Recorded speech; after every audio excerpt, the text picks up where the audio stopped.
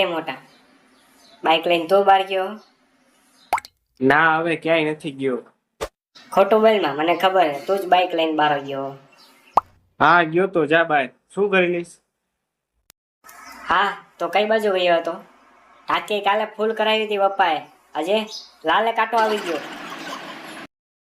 અરે અહીંયા ભાઈબંધના ઘરે ગયો હતો.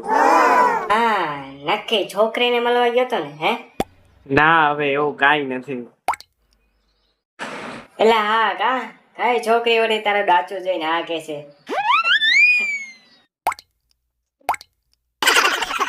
રહેવા દેજો, તારું વધી જાય. રહેવા દેજે ની ક્યાં કરે છે હવે?